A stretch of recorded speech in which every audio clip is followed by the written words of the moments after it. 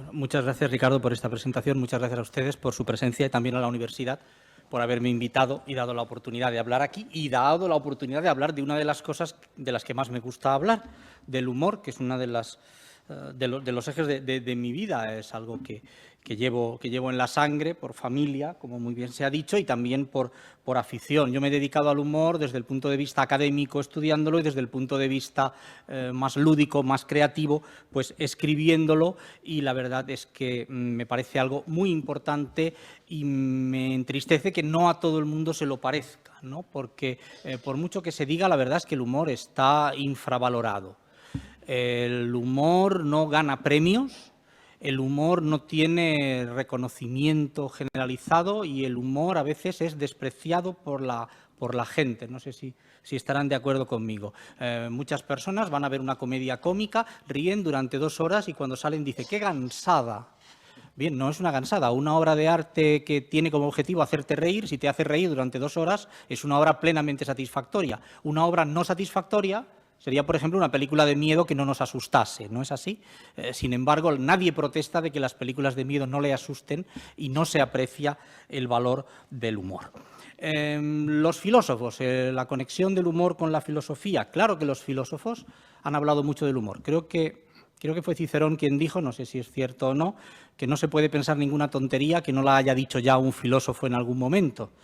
Entonces, efectivamente, se ha tratado, pero no se ha tratado de una manera sistemática. Muchos filósofos, incluso muchos muy serios, han hablado del humor, pero muy pocos han escrito tratados sobre el humor. Hay algún libro excelente. Tenemos, por ejemplo, La risa, de Henry Bergson, o tenemos esta obra de Freud, ¿no? El chiste y su relación con el inconsciente. Pero hay otros muchos que lo han tratado de una manera esporádica, de pasada, y el resultado ha sido que no se ha llegado a una explicación real sobre cuál es el origen del humor, sobre cuáles son las causas, sobre cuáles son las cosas que nos hacen reír. Muchos filósofos importantes han quedado, por decirlo así, en ridículo, diciendo que la causa del humor es tal o cual y han conseguido explicar una parte muy pequeña del fenómeno de la risa y no las otras partes. Y cuando han venido después, los críticos han dicho Kant o Schopenhauer o Hegel, aquí se quedaron completamente cortos, no supieron explicar este fenómeno, fueron únicamente parciales. Se habla mucho del humor, pero luego se estudia poco. Wittgenstein dijo que se podía escribir un libro de filosofía únicamente con chistes, pero el caso es que no lo hizo y muy poquita gente lo ha hecho. Entonces, acaba siendo que de los fenómenos psicológicos es uno de los menos comprendidos y hablamos siempre de teorías incompletas. No hay, y ya lo anticipo, antes de esta visión panorámica que voy a dar de lo que han dicho sobre el humor los principales filósofos, no hay una explicación satisfactoria completa. Todos son explicaciones fragmentarias que tenemos que unir para poder entender de alguna manera este fenómeno. Ninguno consiguió un acierto pleno. Eso es así. Los filósofos no están de acuerdo en el origen del humor, en qué es lo que causa el humor. Sí están de acuerdo, evidentemente, en los usos del humor. Eso es algo más generalizado, quizá más motivo de consenso. No estará de más recordar cuáles son los usos principales del humor que se han venido aceptando a lo largo de la historia. El humor es una expresión de libertad, ¿no? Es el bufón que le puede decir al poder las cosas que otro no se atreve a decir. El humor nos da un sentido claro de la relatividad de las cosas, nos impide hacernos dogmáticos, nos permite ver las cosas desde otro punto de vista. Nos aleja del pensamiento único, ¿no? Lo que Ortega llamaba monoideísmo. El humor es también una terapia psicológica, ¿no? La risoterapia está aceptada como uno de los recursos, ¿no? para estabilizar la psiquis. Es un elemento de crítica, y es un elemento de crítica que puede ser peligroso. Un Quevedo puede ir a la cárcel por un memorial con una crítica al poder. Es un método también de búsqueda y de investigación de cosas, pues que cuando miramos al mundo a través del humor, pues encontramos cosas en las que no habíamos pensado, nos surgen nuevos caminos, nuevas sendas en las que transitar y nuevas cosas a las que mirar. Es un procedimiento de humanización, puesto que al ver las imperfecciones que originan el humor, pues somos más conscientes de nuestras propias limitaciones como especie y, consecuentemente, nos hacemos más tolerantes con nosotros mismos. Contribuye también, por supuesto, a nuestra evolución, a nuestro desarrollo intelectual, en la medida en que nos hace pensar nuevas formas de entender las cosas, aparte de sus valores consabidos, de que nos proporciona placer estético y placer intelectual. Bien, repito, no hay una sola teoría que abarque todas las modalidades del humor, no hay una sola definición que nos sirva, y es un problema que en cierta medida sigue sin resolverse. ¿Por qué esto? Bien, quizá por varias razones. Una de ellas es que no se tiene muy claro lo que es el humor, todavía los teóricos deciden si el humorismo y la comicidad son la misma cosa, dónde está el grado de diferencia entre la risa y la sonrisa, o si el humor debe analizarse desde un punto de vista estético o debe analizarse desde un punto de vista psicológico o incluso fisiológico, ¿verdad? El mismo Cicerón intentó estudiarlo y dijo que no lo había conseguido y dijo que no se avergonzaba de fracasar en su intento de analizar el humor, porque otros muchos grandes pensadores ya lo habían intentado en la antigüedad y no lo habían conseguido antes de él. Entonces, vamos a ver un poco, voy a intentar modestamente presentar las causas del humor tal como los filósofos las enuncian, con sus recursos añadidos, con los procedimientos que se valdrían para la creación de este humor y también un poco con la refutación que se puede hacer a estas visiones parciales. Y cuando hablo de filósofos no me refiero únicamente a filósofos en un sentido más pleno, he incluido también a algunos escritores que han pensado, por decirlo así, y que han elaborado explicaciones del humor. Si consideramos a los escritores como pensadores, pues entonces podemos hablar de pensadores, ¿no?, en vez de filósofos. Bien, una diferenciación que ha de hacerse siempre es aquella que hacían los antiguos, ¿no?, entre los agelastos y los ridentes, la gente que ríe y la gente que no ríe. Y es muy curioso que a ciertas personalidades intelectuales no les haya interesado el tema, por considerarlo como algo bajo o como algo banal. Bien, en cuanto a las teorías que voy a mencionar, he de indicar primero que muchas son parecidas unas a otras. Quiero decir que filósofos se arrogan la idea de haber encontrado un nuevo camino cuando lo único que han hecho ha sido imitar y modificar ligeramente las teorías de filósofos anteriores. Otras son evidentemente derivadas y así se reconoce. Y la mayor parte de ellas están basadas en el ego, en la idea de la superioridad o de la inferioridad, lo cual tiene una vertiente humana peligrosa, en el sentido de que estamos hablando de conceptos de respeto o de desprecio a nuestros semejantes cuando estamos hablando del humor, no así cuando hablamos de los recursos dramáticos o del origen de las pasiones, que pueden ser todas admirables y respetables contempladas desde fuera. El humor muchas veces implica el odio, muchas veces implica el desprecio a los semejantes, indica una voluntad de zaherir, una voluntad de atacar y unos aspectos negativos que no son en absoluto deseables. Bien, Platón y Aristóteles son los primeros que nos hablan del humor. Platón tiene lo que podría denominarse la teoría de la ignorancia, establece un parangón entre las cosas como deberían ser y las cosas como son, y dice que la contemplación de las cosas como son provoca risa por el elemento de desprecio. Están las ideas perfectas y su representación imperfecta. Y es una burla la que él define del propio ridículo, de la incapacidad de conocerse a sí mismo, de la carencia de autoconocimiento. Los hombres somos ridículos en la medida que no sabemos lo que somos, que creemos ser otra cosa, de ahí nuestra vanidad que nos coloca en situaciones ridículas, de ahí nuestro comportamiento erróneo que nos lleva a la amartía, al error, a la torpeza, y de ahí que lo que nosotros pensamos que son virtudes son para Platón defectos y es algo completamente risible. Esta concepción del humor es la que da origen al peor de los humores, al humor más bajo, al humor despreciable, por decirlo así. El humor que está basado en el desprecio al prójimo, en reírse del prójimo porque tiene unos defectos que no son nada más que nuestra condición humana. Todo lo que tiene que ver, por ejemplo, con cosas tan connaturales al hombre como son el hambre, como son el deseo sexual, como son el miedo a la muerte o a cualquier tipo de peligro, pues todo eso resulta risible. Es lo que se describe literariamente pues en los sainetes, ¿no? En las comedias en que se describen las bajas costumbres del pueblo llano. La risa se asocia en él siempre a algo bajo o humilde. ¿Y esto qué es lo que produce?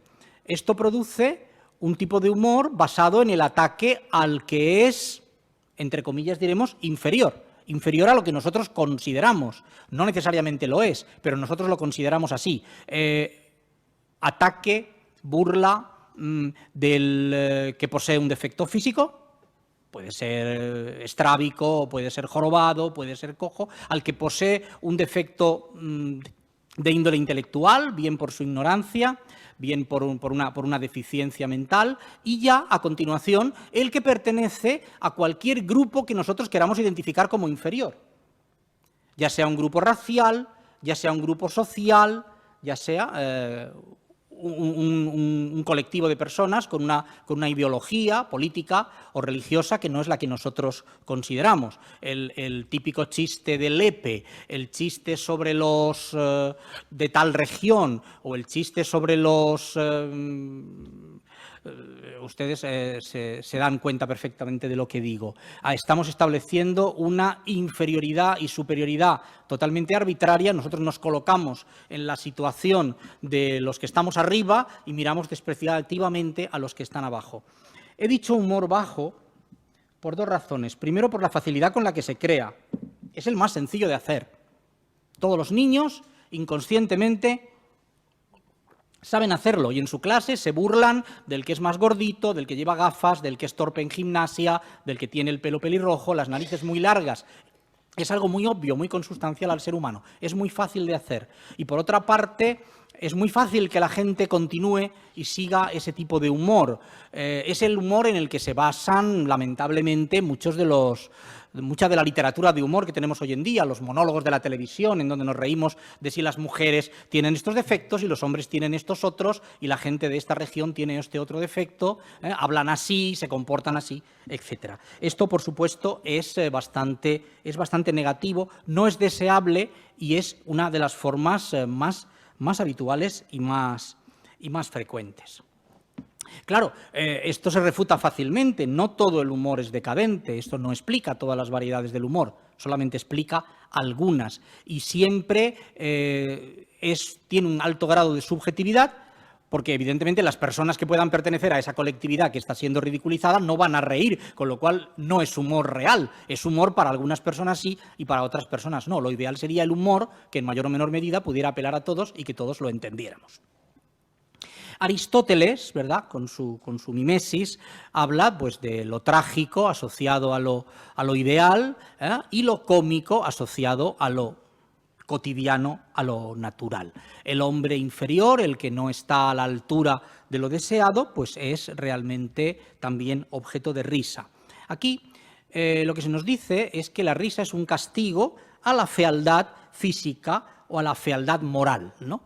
Al error, es muy parecido a lo que dice Platón, a la incapacidad.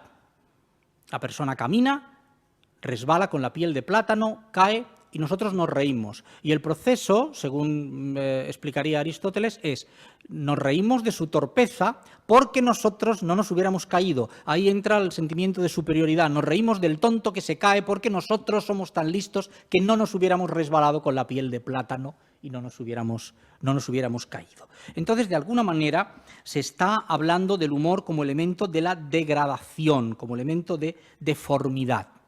Esto se convierte en una especie como de tópico. en todas las literaturas, pero en la nuestra concretamente, en el siglo de oro, en el teatro del siglo de oro, tenemos esta pareja arquetípica del galán y la figura de donaire a su lado, del amo y el criado, ¿verdad? El aristócrata y el hombre del pueblo llano. Uno responde a los ideales nobles de caballería, virtudes, excelsitud, y el otro es la persona que tiene hambre, que tiene miedo, que tiene deseos sexuales, que es materialista, que ve la vida con una mentalidad muy cercana a la realidad y que por ende resulta gracioso, ¿no? Don Quijote y Sancho Panza. O sea, aceptamos de buenas a primeras al hombre superior y al hombre inferior, y del hombre inferior nos reímos por definición. Es un humor que está basado en lo grotesco, en esa forma del humor que consiste en la exageración de los elementos, y ahí pues cabe todo tipo de exageración propiamente dicha, ya sea en la forma de hablar, en el atuendo, en el comportamiento y, por supuesto, en la intervención de estos personajes en cualquier trama en la que intervengan. Lo mismo puede decirse como refutación que no, los hombres también ríen ante cosas que no tienen ningún elemento de degradación. Estas dos formas de ver la cosa, que son realmente muy parecidas, que implican la teoría de la superioridad y la inferioridad, van a ser una constante y van a aparecer luego en filósofos del siglo XVII y XVIII. Damos un salto y pasamos a una persona interesante que escribió ensayos sobre el humor, que es el comediógrafo Ben Jonson, que ya en el Renacimiento habla de una cosa ya distinta, de un procedimiento distinto. La teoría que podríamos definir, la teoría del castigo. Castigat ridendo mores, riendo corrijo las costumbres. Lo que dice Ben Jonson es que la risa no es un producto de algo, sino que es una actividad deliberada, aunque inconscientemente la hagamos, es una actividad deliberada que hacemos para corregir en los demás las cosas que nos parecen mal, con el objetivo de modificarlas, de subsanarlas. No es que las cosas sean divertidas, es que nosotros hemos decidido a priori que hay cosas que no te pueden tolerar socialmente y utilizamos la risa para indicarle a la persona que no se está comportando como debiera. Una persona en un acto social dice una palabra improcedente, o va vestida de una manera inadecuada, o tiene una mancha en la cara, o tiene desabrochados los botones de la ropa, y entonces nos reímos de él para decirle, eso no debe ser así. ¿Qué quiere decir? Que está hablando de la risa como un gesto social, como de alguna manera una escuela de costumbres, ¿no? Quiere dar una enseñanza. Con esto la risa se convierte, podríamos decir, en un instrumento de protocolo, pero también en un instrumento ético, ¿no? De cómo comportarse. Y a la vez adquiriría una dimensión metafísica, porque se estaría explicando cómo debe de verse el mundo, cómo debemos entender las cosas, y cuál sería la discrepancia entre lo que es y lo que debe ser. La risa le sería así pues útil al filósofo, que de esta manera pues podría estimular la autocorrección y le ayudaría a tener una evaluación y una visión del mundo bien equilibrada y sensata. Esta teoría pues evidentemente no explica, por ejemplo, los chistes verbales, los juegos de palabras, en donde no hay una posibilidad de crítica, sino que estamos hablando únicamente de juegos de ingenio. Sin embargo, las principales formas del humor, como pueden ser la sátira, la ironía, ¿verdad?, de la que habló Schiller, la desmitificación y hasta cierto grado la parodia, pues serían las formas en que se podría implementar esta teoría de Ben Jonson del castigo. Juan Luis Vives tiene una explicación un tanto distinta, a mí realmente no me convence demasiado. Podría presentarse como la teoría del placer. Su idea es que la risa proviene de la alegría, simplemente, de una deleitación nueva. Cuando estamos contentos, espontáneamente, automáticamente reímos. Y estamos contentos cuando vemos algo novedoso, cuando vemos algo que no conocíamos, cuando en nuestro horizonte vital se nos presenta una situación, una frase, un elemento cualquiera de la vida que no nos es nuevo. Y entonces la alegría del descubrimiento de decir, esto también existe en el universo, nos provoca risa. Tiene también el elemento de alegría por nuestra propia existencia. Por ejemplo, esto explicaría el humor negro. ¿Cuál es la clave del humor negro? El humor negro funciona porque nosotros no estamos muertos.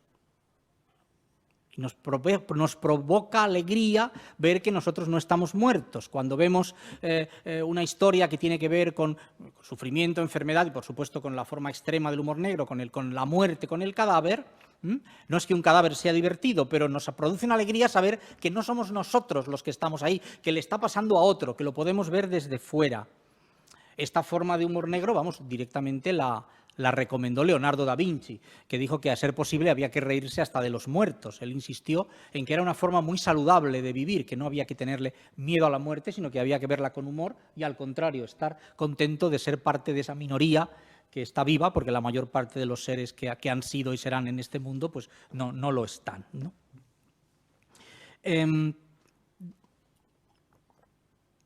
jesuita Francisco Suárez añade que no vale cualquier alegría, tiene que haber un elemento de admiración, porque las cosas que son placenteras solo producen risa cuando son nuevas, cuando estamos acostumbrados a ellas, pues no la producen. Tiene que haber un elemento de novedad en esta alegría. Se explicaría entonces la risa y la sonrisa como distintos grados del mismo fenómeno, de la expresión de placer ante algo nuevo que contemplamos. Bien, hay situaciones que son poco placenteras y que si no nos riéramos de ellas nos disgustarían, con lo cual la teoría de Vives pues tampoco convence. Una variedad quizá más extrema de lo que dijo Ben Jonson es lo que nos dice Descartes. Renato Descartes plantea la teoría del escarnio. Directamente, no una risa, una burla deliberada del defecto para que se corrija, sino directamente una expresión de odio. El objetivo de la risa de Descartes no es que el defectuoso se corrija, sino simplemente mostrarle nuestro descontento con su acción o con su existencia. No tenemos ningún interés en que aquello mejore. Lo que queremos decirle con nuestra risa es: eso que tú haces o eso que tú eres está mal. Por este elemento te desprecio, te muestro una hostilidad. Entonces aquí la risa tendría realmente un valor de ataque, tendría un punto de odio. Nos reímos de las cosas que no nos gustan, lo cual es una visión completamente subjetiva, no para que se corrijan, sino simplemente para constatar nuestro desprecio hacia ellas. Como ven, siempre estamos jugando con el elemento de la superioridad, de la inferioridad y en el plano en que nosotros nos estamos colocando. Esta visión de Descartes pues, no explica, por supuesto, la risa por placer, porque evidentemente el humor no pone de relieve únicamente las debilidades del prójimo, también puede poner de relieve nuestras propias debilidades, porque a veces nos reímos de nosotros mismos y no nos odiamos a nosotros mismos, ni nos censuramos a nosotros mismos, sino que cuando así lo hacemos con un punto de cariño, de tolerancia, de decir, somos así, pero bueno, he metido la pata, pero bueno, nos perdonamos de alguna manera, cosa que no se contempla en lo que Descartes nos dice. Chesterton, concretamente, se opone mucho a esta visión y dice que realmente reducir el humor a la crueldad pues que es algo que está desproporcionado, ¿no? Y que no sería de ninguna manera justo. Thomas Hobbes, habla de la gloria súbita. La gloria súbita es también una expresión de placer, pero está basada en nuestro ego ante la contemplación de algo inferior. Nos desvinculamos de lo inferior, únicamente lo utilizamos como punto de referencia para congratularnos en nuestra propia superioridad. No nos interesa lo lo deforme, no nos interesa lo erróneo, no nos interesa lo equivocado que podamos ver en el resto. Lo que estamos diciendo es, nosotros no somos así. No ejercemos crítica, no intentamos mostrar odio, no intentamos corregir. Lo único que decimos es, qué bien que yo estoy por encima de estas cosas. Esto tiene un punto negativo, varios, pero uno de ellos es que lleva indefectiblemente lejos del humor. La persona que ríe, la persona que al reír sobre algo inferior siente, como dice Hobbes, esa alegría únicamente porque él no es así, inevitablemente se va hacia lo serio, tiende a considerar la vida como algo serio y tiende a considerar la risa como un producto de la seriedad, no como un producto de un mecanismo humorístico, no como una reacción risible ante algo divertido, sino simplemente como una constatación de su importancia. Y el concepto importancia propia y el concepto humor van reñidos. La gente fatua, la gente que se considera muy importante a sí misma, la gente que tiene una gran opinión de su propia persona, no ven el mundo con los ojos del humor, no lo pueden ver. Siempre lo ven desde un punto de vista muy serio, porque se están tomando, evidentemente, muy en serio a sí mismos. Esto justificaría, por ejemplo, la risa en el triunfo ante un enemigo. La risa del guerrero que al matar a su enemigo ríe. ¿Por qué ríe? Ríe por esa sensación de yo he sido superior. Es muy curioso el concepto de que no se analiza bien la propia superioridad. Si una persona asiste a la ópera y un cantante falla una nota, lanza un gallo, el público ríe, basándose en esta idea. Sin embargo, no es una reacción real, porque ninguna de estas personas que ríe ante el fallo de un cantante sería capaz, ni de lejos a lo mejor, de subirse a un escenario y cantar ese aria de esa ópera. Sin embargo, como no se le pide que lo haga, puede reír ante la inferioridad de otro, considerando su superioridad como teórica, como posible, como plausible, ¿no? Si solo la superioridad fuera causa de risa, entonces todos los hombres civilizados podrían reír continuamente de los salvajes, todos los adultos podrían reír de los niños, que son inferiores, evidentemente, a los adultos en conocimiento o en capacidades, ¿no? Con lo cual esta teoría tampoco se sostiene. A mí la que me parece más interesante quizá la que abarca más elementos, es la de Locke, la de John Locke, que es la teoría del ingenio. Lo que nos dice Locke es que el humor surge de la inteligencia, de las capacidades de la mente que crean juegos de palabras, crean asociación de ideas, crean tramas enrevesadas para una novela, para una comedia, crean conexión entre elementos inconexos, crean originalidad, en suma, hallazgos, obligan a pensar. Es una cuestión muy curiosa. Cuando analizamos, por ejemplo, elementos cómicos, un chiste, por ejemplo, en esto tendríamos que dar la razón a Locke. Cuando tenemos que pensar para averiguar lo que sucede, el asunto proporciona risa. Si no tenemos que pensar, sino que se nos da directamente, no lo proporciona. Bueno, yo soy muy malo contando chistes, pero un ejemplo. El niño que le dice a su padre: papá, yo no quiero ir a América, te juro que yo no quiero ir a América, no tengo ningún interés en ir a América. Y el padre le dice: tú calla y sigue nadando.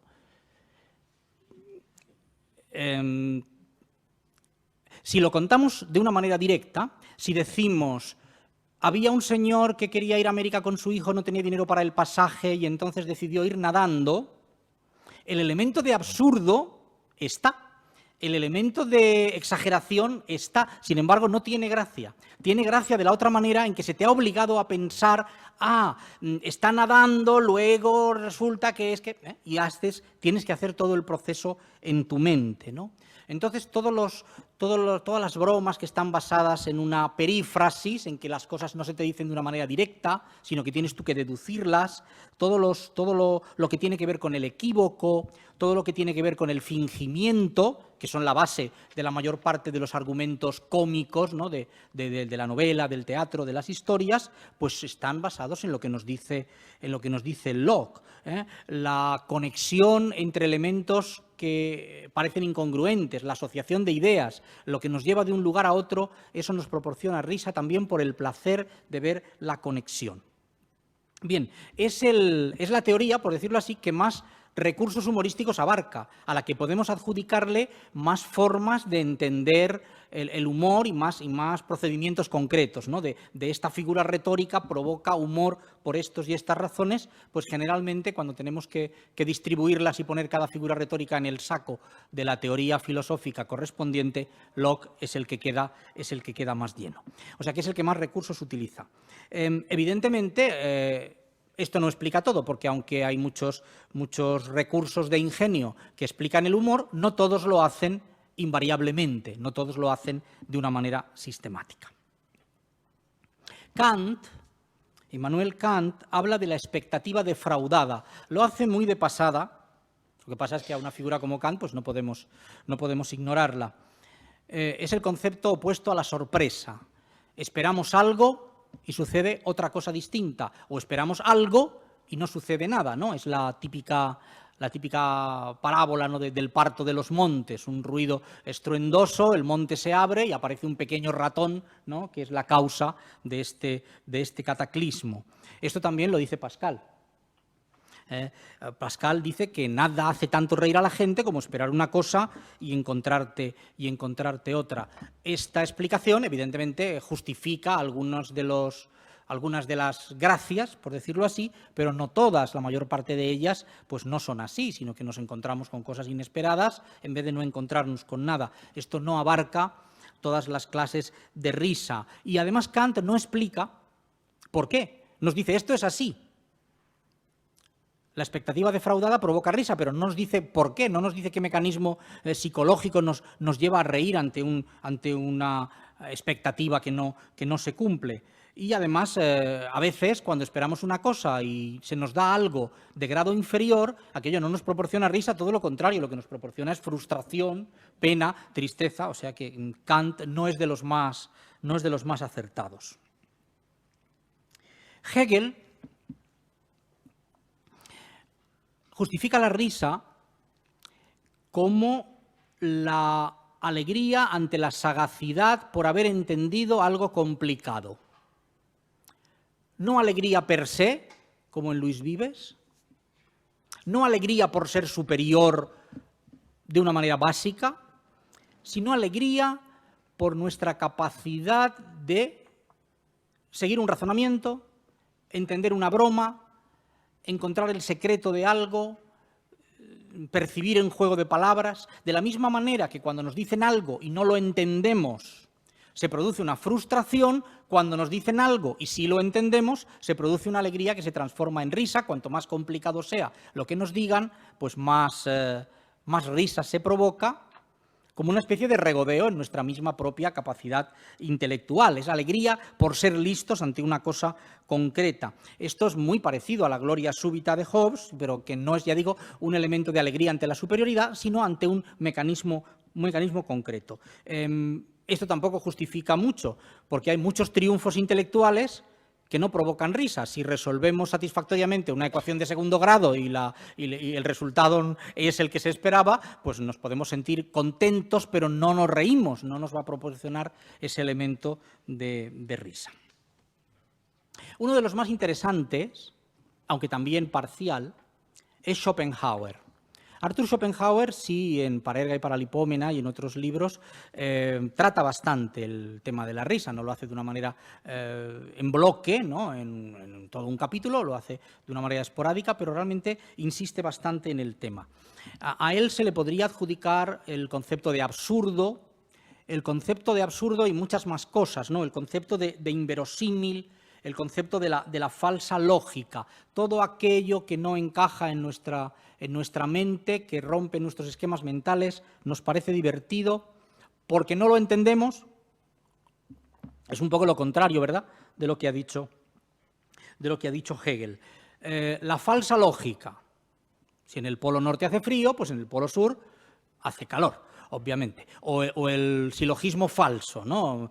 Mi perro tiene 4 patas, mi mesa tiene 4 patas, luego mi perro es una mesa. Todo eso provoca risa en la persona que cree en la infalibilidad de los procesos mentales, en la infalibilidad de la lógica, y cuando ve que la lógica, que es un instrumento maravilloso para funcionar, puede tener sus defectos y puede llevar a conclusiones equivocadas, pues eso, por supuesto, produce risa. Esto incluye también actitudes raras, personajes estrafalarios, situaciones estrambóticas, etc. Esto ya lo había dicho Horacio, ¿no? Si encontrásemos una persona que tuviera cuerpo de hombre y cabeza de pájaro y cola de reptil, pues no podríamos evitar la risa, porque las cosas no son así, ¿no? Y donde hay vida, pues hay contradicción, y donde hay contradicción, lo cómico está presente, ¿no?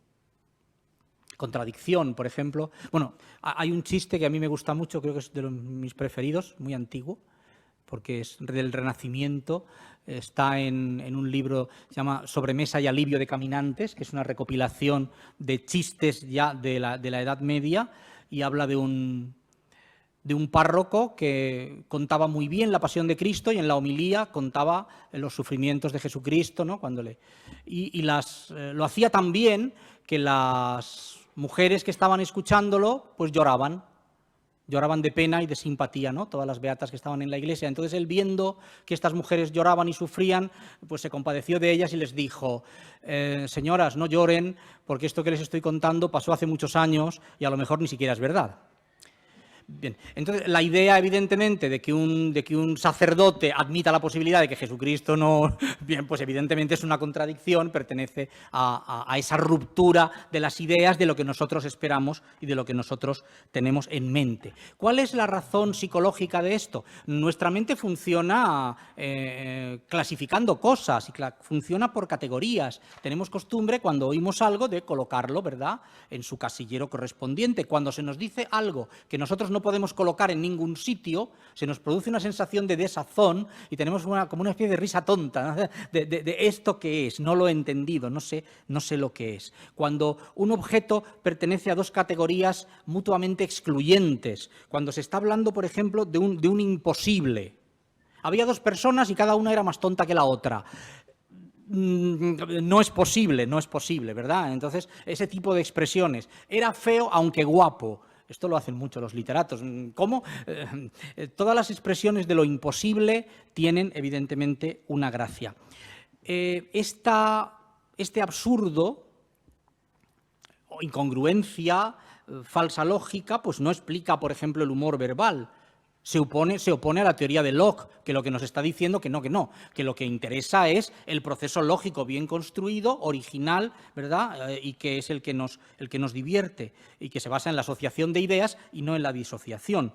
Sin embargo, pues hay muchas variedades. Luego Herbert Spencer dijo que únicamente el absurdo en donde se baja de nivel y no se cambia de nivel, sino que se baja, el descendente es el que tiene gracia y que el ascendente no lo son. Sin embargo, hemos de ver también que hay muchas situaciones, como refutación, que hay muchas situaciones absurdas que no son divertidas. Todo lo que se sale de lo normal, una teoría científica errónea, un animal monstruoso que tuviera una pata de más, un cuadro feo, pues son absurdos dentro de lo que nosotros entendemos como teoría animal cuadro y sin embargo no nos provocan risa. Sin embargo, en distintas épocas el absurdo ha tenido más o menos predicamento. En su época, en la época de Schopenhauer, en el siglo XIX, no. Sin embargo, en el siglo XX el absurdo ha sido uno de los grandes motores de la creación literaria. Charles Darwin también habla de la risa y nos habla de la teoría de la sorpresa. Dice que la risa surge de lo inesperado. Cuanto más inesperado, más risa nos produce. Todo aquello que nos coge desprevenidos y tiende a engañarnos origina la risa. Y habla es una expresión muy ilustrativa, el síndrome del perro en misa. El síndrome del perro en misa consiste en lo siguiente: si en medio de unos oficios religiosos entra un perro, todo el mundo se ríe. Es un hecho comprobado. Sin embargo, el perro no es divertido de por sí. La posibilidad de que un perro callejero haya encontrado abierta la puerta de una iglesia y haya entrado es perfectamente normal. Nada extraño hay ahí. Con lo cual, el que el perro aparezca en medio de la iglesia, pues no tiene nada risible en sí. Sin embargo, como la gente no lo espera, pues esto va a provocar la hilaridad. Entonces, evidentemente, cuando hay precipitación, cuando hay imprevisibilidad, pues el elemento cómico está ahí. Las personas ignorantes, las personas de capacidades intelectuales reducidas, los niños ríen de muchas más cosas que los mayores porque hay muchas más cosas que no esperan y que son nuevas para ellos. Reacciones, elementos del mundo que no conocen, los ven por primera vez y ríen. La sorpresa es, diríamos, como el resorte principal de la mayor parte de los chistes. Los chistes normales tienen en su última frase, o deberían tener para estar bien construidos, un elemento de sorpresa. Y ya hemos visto que si ese elemento de sorpresa lo mencionas al principio, pues por supuesto se desactiva y no tiene ninguna gracia. Cuando oímos el chiste por segunda vez, nos hace mucha menos gracia. ¿Por qué? Porque ya lo conocemos. Evidentemente, lo que era sorpresa la primera vez ya no lo es la segunda. La gracia intrínseca de ese texto, de ese chiste, sigue siendo la misma. Y puede seguir siendo interesante y efectiva para una persona que no lo haya oído, no así para nosotros.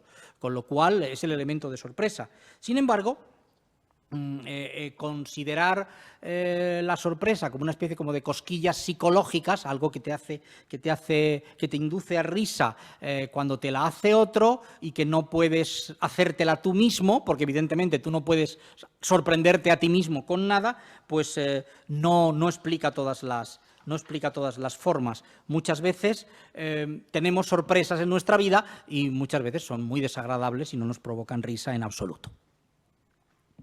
Herbert Spencer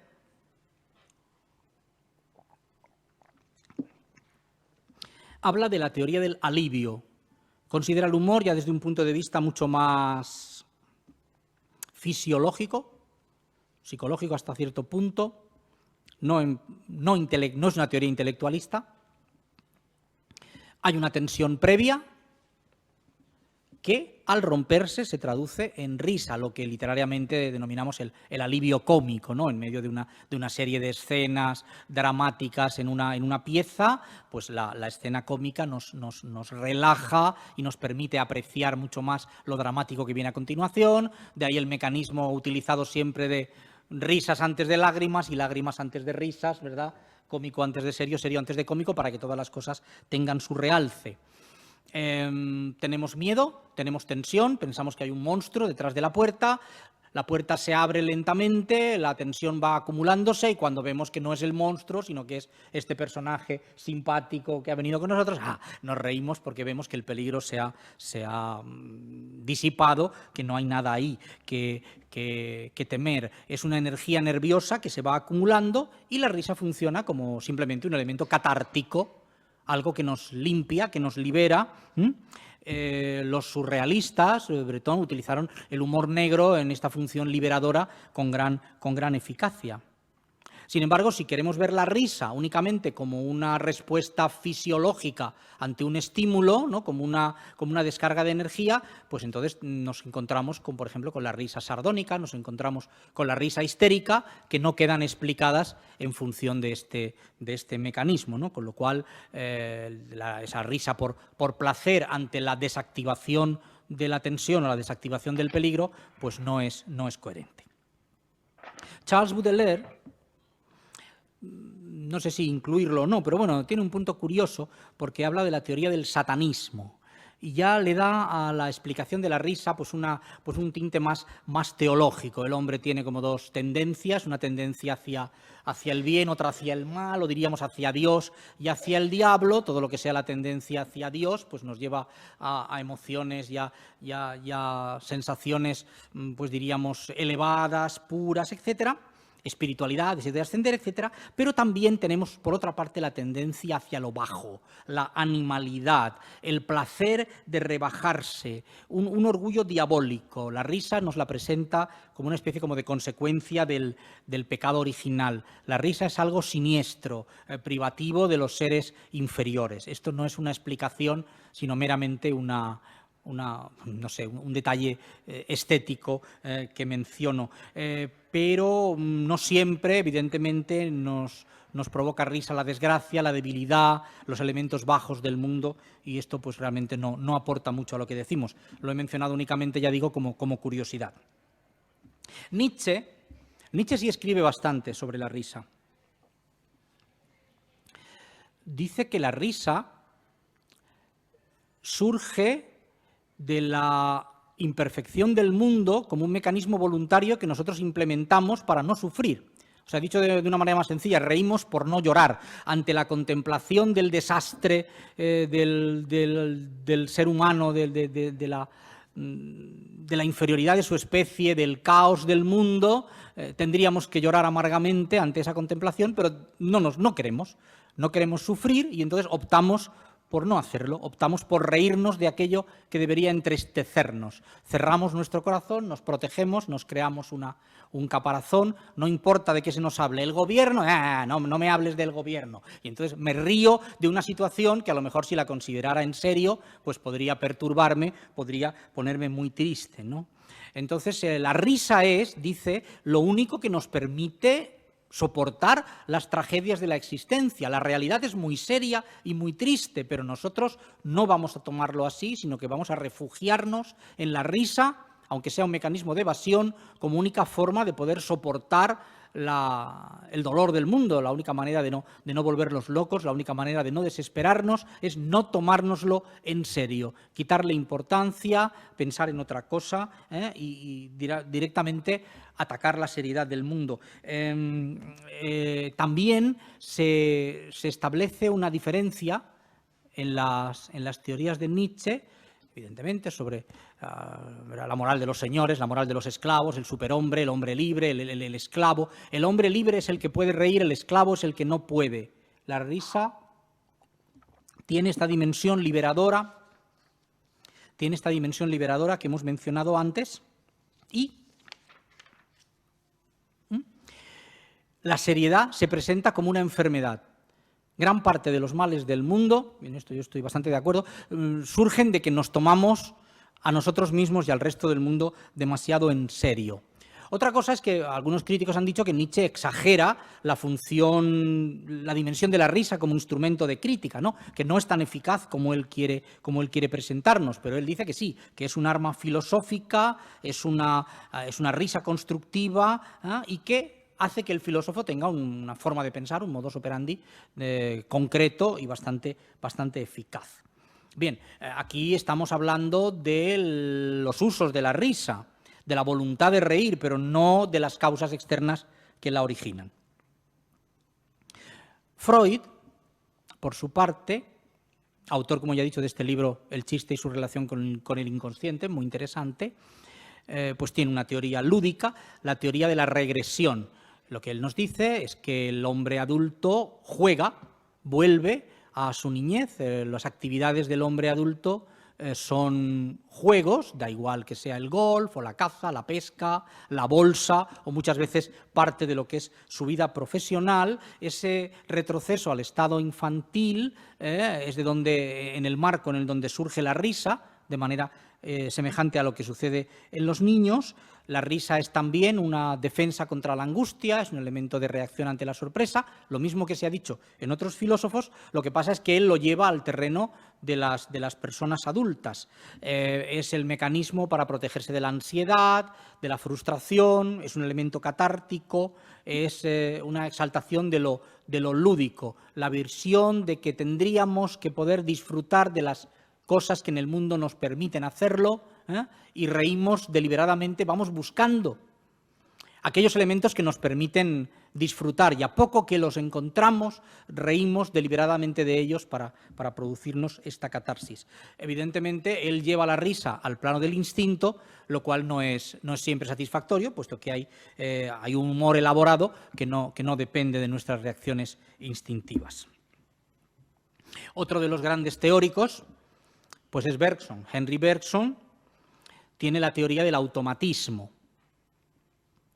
Él nos dice que todo lo artificial es divertido,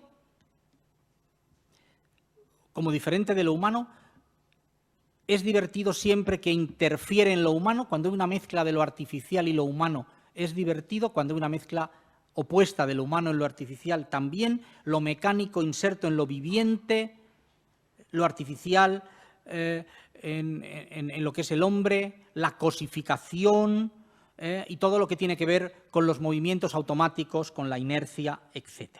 El ser humano tiene una forma de moverse, una forma de reaccionar, una forma de comportarse, que es a la que nosotros estamos acostumbrados.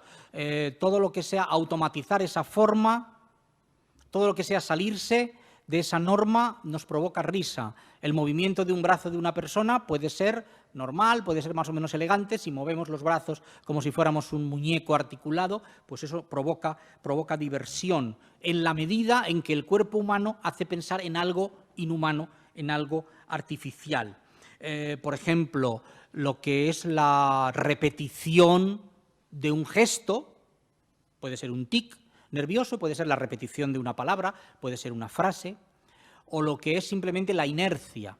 La persona que camina y tropieza con la farola, o tropieza y cae al suelo, o resbala con la piel de plátano. La gracia consiste en que al verle caminar, nuestra mente asume que seguirá caminando, que habrá un elemento de inercia, seguirá caminando. Si algo de repente se interpone en esa acción, una farola con la que el hombre tropieza, se rompe eso que nosotros esperábamos, hay un elemento de intromisión, ¿verdad?, en el proceso natural, y eso nos resulta divertido. Hay una secuencia son unos planos muy ilustrativos en esta película de Chaplin, Tiempos modernos.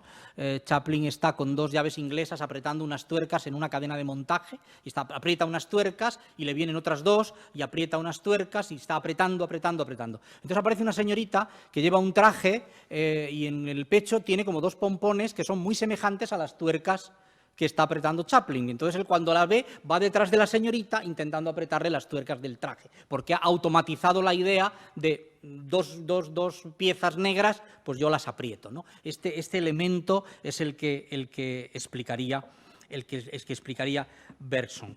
Es evidentemente una manera de verlo.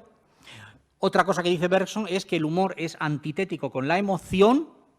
Tiene que haber, para que haya humor, tiene que haber un distanciamiento, tiene que haber una frialdad, tiene que haber una contemplación lejana de lo que estamos viendo. Si interviene la emoción, ya no somos capaces de reírnos. Podemos reírnos del hombre que tropieza con la farola porque es inferior y es tonto y ha tropezado, o porque algo artificial se ha metido en el camino de lo natural. En cuanto le compadezcamos por si se ha hecho daño, ya no nos podemos reír. Esto es un poco lo que dijo, no sé si fue Unamuno, a quien se le atribuye, ¿no?, de la vida es una tragedia para los que sienten y una comedia para los que piensan, pues esto es un poco, ¿no? Si sentimos, entonces vamos a la tragedia, y en cuanto pensemos ya nos vamos a la comedia, pero las emociones son antitéticas. Esto explica muchas formas de humor, pero no explica, evidentemente, todo. Si la conducta automática que no depende de la voluntad fuera divertida, pues un ataque epiléptico pues sería divertido, ¿no? Y también un cadáver pues sería divertido por su sola contemplación. Bien, bueno, vamos a ir acabando con estas teorías. Voy a mencionar, un poco por lo que me toca, también lo que dice Jardiel Poncela del humor, aunque no sea un pensador propiamente dicho, bueno, pensemos que pensó algo. Jardiel Poncela, que se dedicó al humor y escribió muchos ensayos sobre el tema, habla de la teoría de la cultura. Lo que él dice es que el humor es un producto de la inteligencia, pero sobre todo de la civilización, de la ilustración, del refinamiento, y de una sociedad bastante avanzada. Él dice, el bruto no ríe, el hombre primitivo, el hombre de la cueva, no ríe, él solo conoce el dolor, conoce el miedo y poco más, no conoce el humor. Para que haya posibilidad de crear y entender el humor tiene que haber unos siglos de refinamiento, tiene que haber un desarrollo intelectual, tiene que haber un dominio de la lengua que te permita entender un juego de palabras, tiene que haber una cultura que te permita entender la parodia, tiene que haber un pensamiento crítico que te permita entender la sátira, ¿verdad? Entonces, evidentemente, solamente en un nivel intelectual refinado puede darse el humor, y cuanto más refinado seas, más alta será la variedad de humor que apreciarás. Y luego, otra cosa que dice es que no existen cosas graciosas y cosas que no son graciosas, sino lo que existen son actitudes ante las cosas del mundo.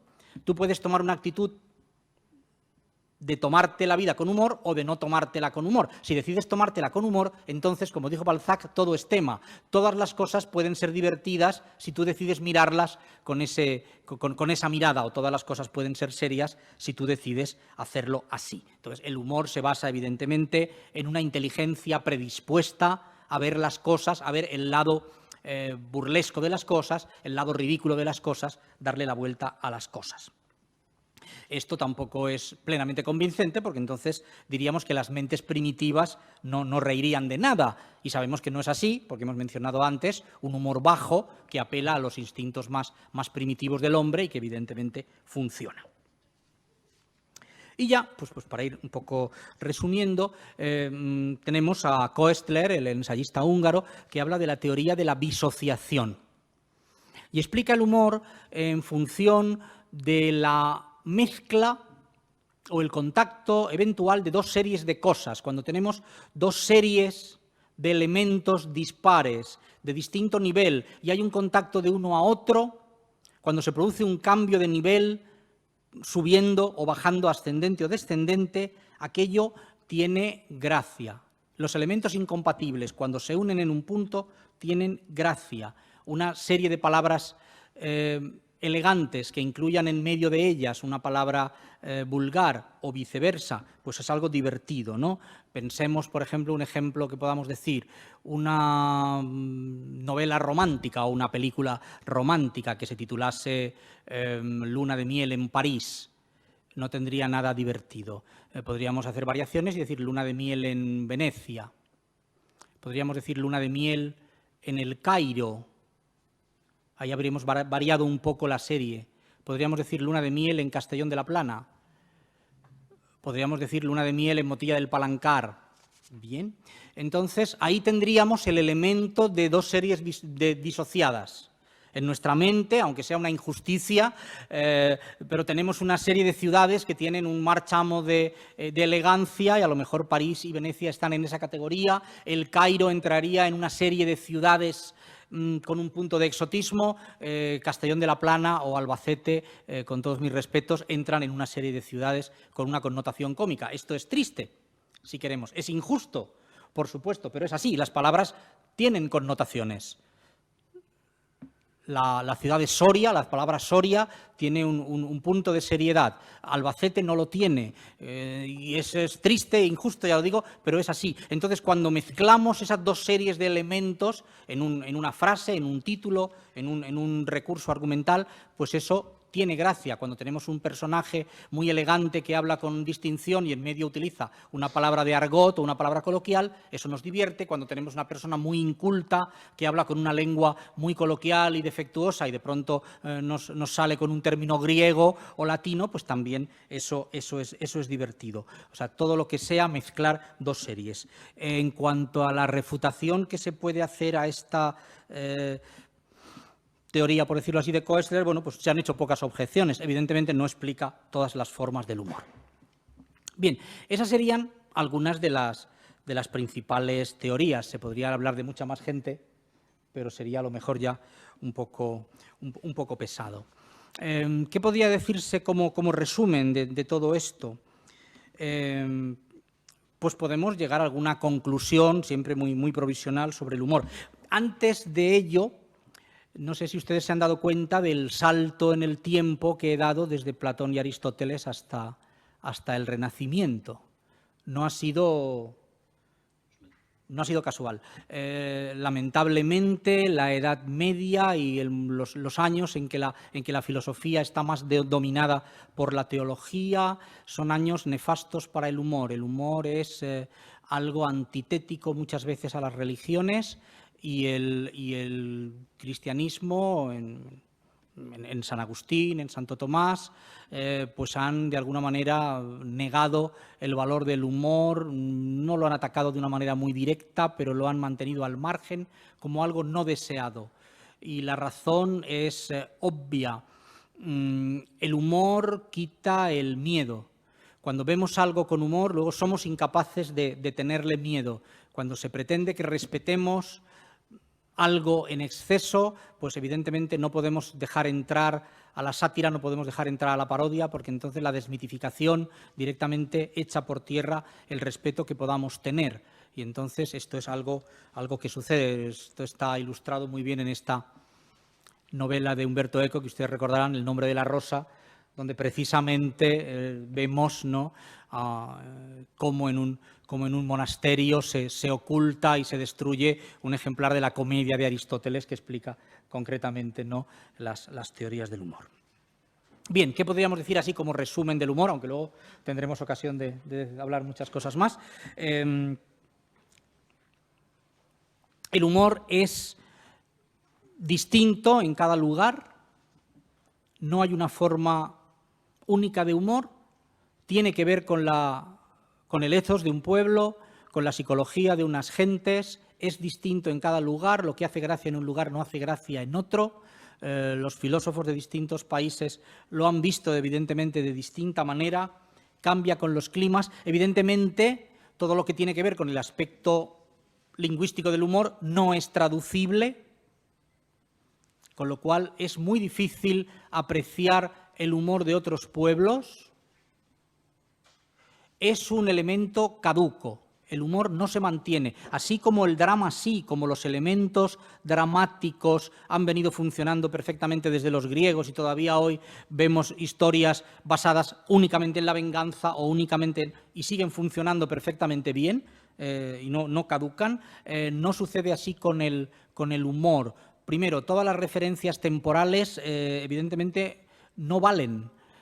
Nosotros podemos leer o contemplar una comedia de Aristófanes y tendremos una sensación de frustración, de decir, no entiendo muchas cosas, esto tendría mucha gracia en su momento, pero yo, por ignorancia de quién era el dictador concreto de su momento o a qué personaje se hacía referencia, no puedo reírme con esto. Esto es algo evidentemente claro, el humor caduca, las viñetas políticas con las que nos podemos reír en una publicación al cabo de unos meses, no ya es que no nos hagan gracia, muchas veces ni las entendemos, y el humor, para ser bueno, tiene que ser atemporal. De otra manera, su perduración es muy limitada y de ahí que haya habido géneros literarios que hayan prácticamente desaparecido, como es el caso de los juguetes cómicos o el caso del sainete, por ejemplo, en el teatro español, que ya no se hacen porque las referencias temporales pues ya no nos interesan. Por supuesto, las generaciones cambian de gusto, lo que hacía gracia a nuestros bisabuelos o a nuestros abuelos ya no nos hace gracia a nosotros. A finales del siglo XIX, por ejemplo, el teatro, que es un poco lo que yo más domino, pues se basaba muchísimo en el juego lingüístico, en los nombres de los personajes. Los autores cogían la guía telefónica y buscaban apellidos raros para hacer bromas y encontrar el apellido Fuertes y decir, pues hablaré de un personaje, de una mujer que se llama Dolores Fuertes y que se casa con un señor que se llama José Cabeza, para luego poder hablar de los dolores fuertes de cabeza y estas cosas. Esto hacía gracia a nuestros bisabuelos. Si nosotros vemos esto hoy en un teatro, pues puede que le prendamos fuego al patio de butacas. No aceptamos ese tipo de cosas, con lo cual el humor debe renovarse continuamente. Y, por supuesto, este punto en el que yo he hecho referencia antes de las dos modalidades del humor, del alto y el bajo, y debemos intentar promocionar, apoyar, estudiar y entender el alto y, de alguna manera, conseguir que el bajo no nos avasalle y no nos llene todo nuestro panorama, no limitarnos a considerar el humor únicamente como ese ataque a los demás, que es lo que acaba siendo. Y ya por último, para acabar, me gustaría mencionar, ya a título un poco personal, mi creencia en la capacidad ética del humor. No ya únicamente el humor como categoría estética estudiable, sino su valor en el terreno de las relaciones humanas. Claro, evidentemente no todas las cosas serias son malas, pero yo creo poder afirmar con toda certeza que todas las cosas malas son serias. Todas las cosas malas que vemos en nuestro mundo, la injusticia, la violencia, las demasías, las guerras, la explotación de los seres humanos, todo eso se basa en gente seria, en gente que se toma muy en serio algo, gente que se toma muy en serio a sí mismo, o gente que se toma muy en serio una teoría política, gente que se toma muy en serio su religión, gente que se toma muy en serio su raza, y en función de lo serio que es aquello en lo que esa persona cree, es capaz de imponer cosas a los demás, de infligir dolor a los semejantes.